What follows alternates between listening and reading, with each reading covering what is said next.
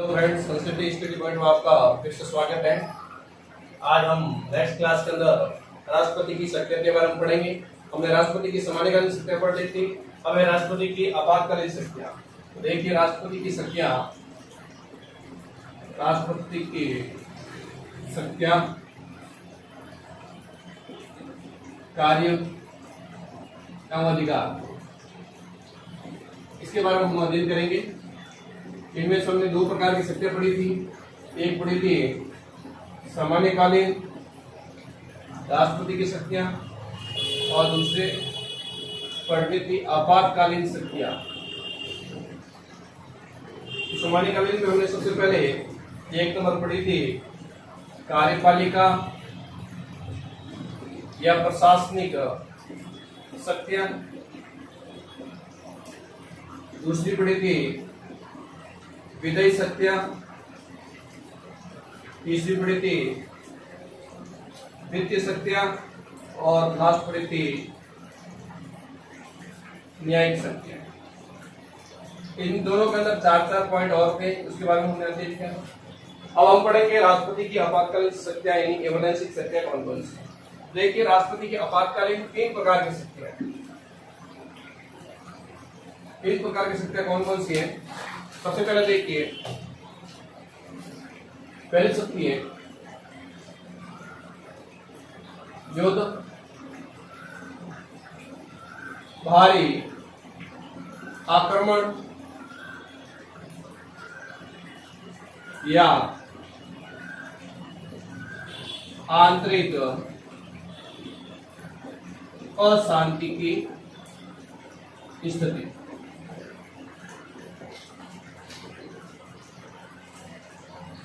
ये राष्ट्रपति की आपातकालीन शक्ति का पहली शक्ति है।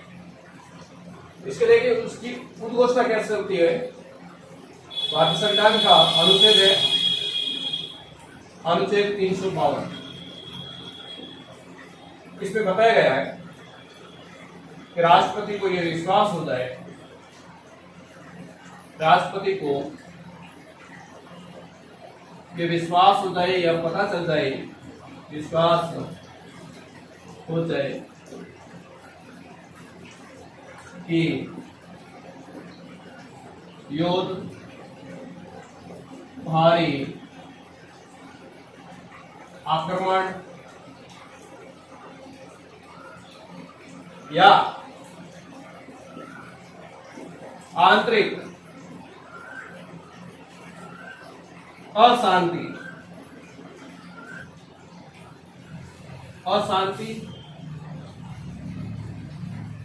के कारण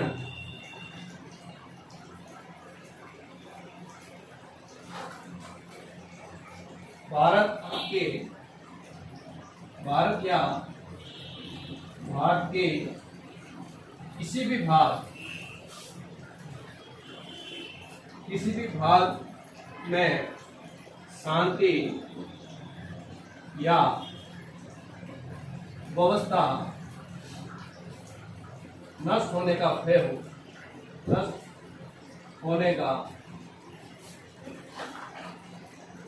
हो, ऐसी स्थिति में राष्ट्रपति युद्ध, भारी आक्रमण या अशांति की स्थिति में इस संकट काल की घोषणा कर सकता है। तो देखिए मूल संविधान के अंदर, जो हमारा भारत का संविधान है, इस मूल संविधान के अंदर राष्ट्रपति को यह विश्वास होता है युद्ध, भारी आक्रमण या आंतरिक अशांति के कारण भारत के किसी भी भाग में शांति व्यवस्था नष्ट होने का भय हो, ऐसी स्थिति में राष्ट्रपति इस संकट काल की घोषणा करता है। इसके लिए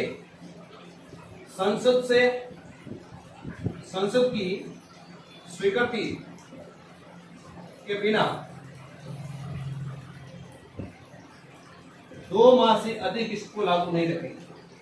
यानी 2 माह से पहले ये संसद से स्वीकृति लेना बहुत जरूरी है। 44वें संविधान संशोधन में, 44वें संविधान संशोधन में इसमें कुछ प्रावधान किए गए हैं और कुछ संशोधन किया गया, वो देखिए प्रावधान और संशोधन क्या है। सबसे पहला प्रावधान क्या है, जो आपातकाल अब लगेगा या आपातकाल युद्ध, बाहरी आक्रमण, युद्ध, बाहरी आक्रमण व सशस्त्र विद्रोह होने की स्थिति में लागू हो। यानी वर्तमान में यह आपातकाल युद्ध, बाहरी आक्रमण व सशस्त्र विद्रोह होने की स्थिति में लागू होगा। पहले यहाँ पर जो शब्द था वो शब्द था आंतरिक अशांति। आंतरिक अशांति इस शब्द को 44वें संविधान संशोधन के द्वारा हटा दिया गया और उसकी जगह लिख दिया सशस्त्र विद्रोह। कहने का मतलब है अब वर्तमान में आंतरिक अशांति के आधार पर आपातकाल लागू नहीं किया जाएगा। दूसरा इसके अंदर प्रावधान किया गया है, इस आपातकाल की घोषणा तब की जा सकती है जब मंत्रिमंडल की लिखित सलाह पर राष्ट्रपति को परामर्श, यानी 44वें संविधान संशोधन के बाद में इस आपातकाल को लागू करने के लिए मंत्रिमंडल की लिखित सलाह होनी चाहिए, तभी राष्ट्रपति इस आपातकाल को लागू करेगा। अब इसके अंदर तीसरा, इस घोषणा के 1 माह के अंदर यानी इस आपातकाल की घोषणा के 1 माह के अंदर राष्ट्रपति संसद के विशेष बहुमत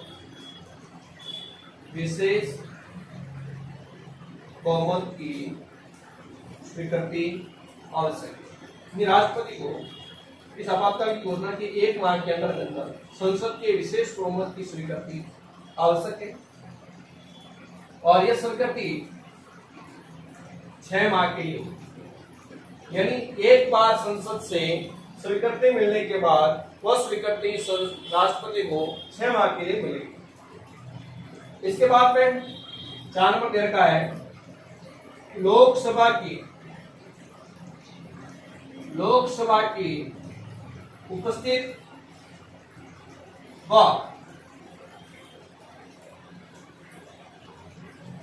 मतदान में भाग लेने वाले, लोकसभा की उपस्थिति को मतदान में भाग लेने वाले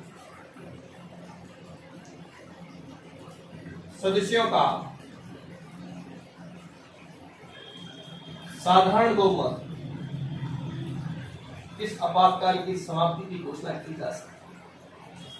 देखिए वाक्य संविधान का अनुच्छेद 352 ये कहता है कि राष्ट्रपति को यह विश्वास होता है युद्ध, बाहरी आक्रमण व आंतरिक अशांति के कारण भारत के किसी भी भाग में शांति व्यवस्था नष्ट होने का भय रहता है, डर रहता है। ऐसी स्थिति में राष्ट्रपति इस आपातकाल की घोषणा कर सकता है संसद की स्वीकृति के बिना 2 माह से, यानी 2 माह के अंदर संसद की स्वीकृति लेना बहुत जरूरी है। 44वें संविधान संशोधन में इसमें कुछ प्रावधान संशोधन किया है।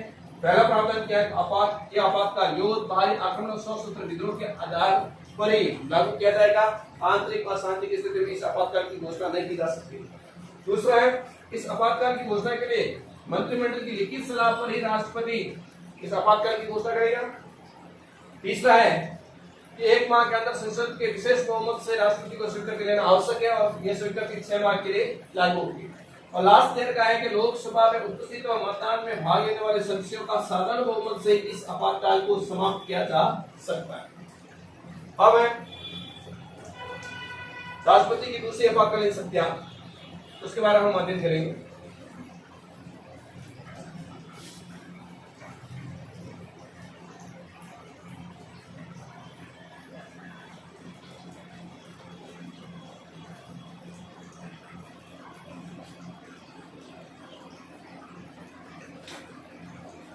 दूसरा, राज्य में संवैधानिक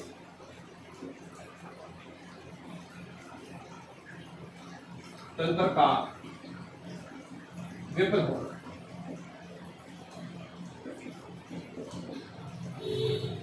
राज्य में संवैधानिक तंत्र का विफल होना। संवैधानिक तंत्र का विफल होने का मतलब है राज्य के अंदर संविधान के नियमों कानूनों के आधार पर शासन संचालन नहीं हो रहा है, संविधान के अनुसार शासन का संचालन नहीं हो रहा है। तब ऐसी स्थिति में राष्ट्रपति अनुच्छेद 356 के तहत इस आपातकाल की घोषणा करते हैं। यानी कहने का मतलब है जब राष्ट्रपति को राज्यपाल के प्रतिवेदन में राज्यपाल की सूचना के आधार पर या अन्य किसी प्रकार से पता चल जाता है कि राज्य के अंदर संविधान के अनुसार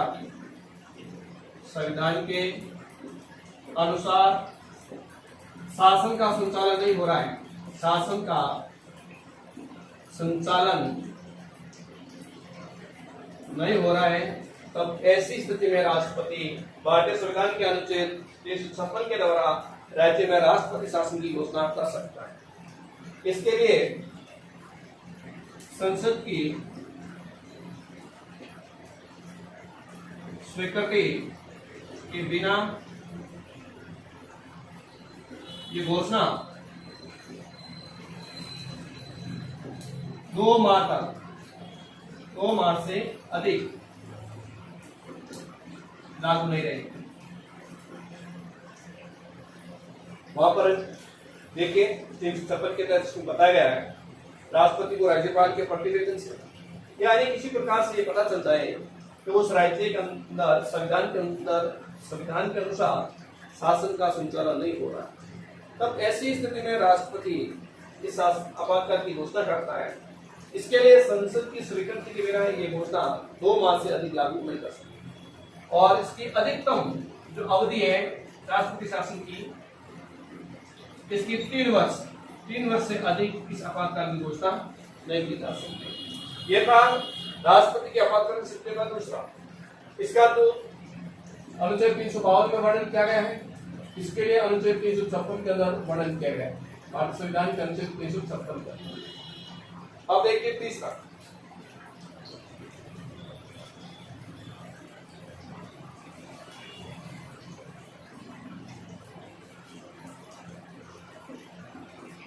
है वित्तीय संकट, धन संबंधी संकट की स्थिति में। इसके लिए भारतीय संविधान का अनुच्छेद 360 में जब राष्ट्रपति को यह विश्वास हो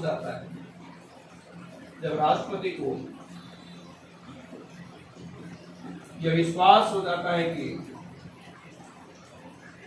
देश में वित्तीय संकट की स्थिति है, वित्तीय संकट की स्थिति है या ऐसी परिस्थितियां उत्पन्न हो गई है या ऐसी परिस्थितियां उत्पन्न हो गई हैं जो वित्तीय स्थायित्व या भारत सरकार का साथ खतरे में, ऐसी स्थिति में राष्ट्रपति वित्तीय आपातकाल की घोषणा करता है। ऐसी घोषणा के लिए सभी, जैसे इसकी अवधि जो अनुच्छेद 352 में दे रखा है, जो 352 के अंदर इसके लिए कुछ नियम बनाए वो अनुच्छेद 360 के लिए की। तो देखिए वित्तीय संकट अनुच्छेद 360 में जब राष्ट्रपति के पता चल जाता है कि देश के अंदर वित्तीय संकट की स्थिति है या ऐसी स्थिति अब उत्पन्न हो गई है जो वित्तीय स्थिति और वित्तीय साख के लिए खतरा उत्पन्न है, ऐसी स्थिति के लिए राष्ट्रपति अनुच्छेद 360 के तहत वित्तीय संकट की घोषणा कर सकता है। इसके लिए सभी अवधि वगैरह निर्धारण जो अनुच्छेद 352 के अंदर जो दिया गया है वो इसके अंदर भी लागू रहेगा। धन्यवाद। आज की क्लास यही समाप्त करते हैं।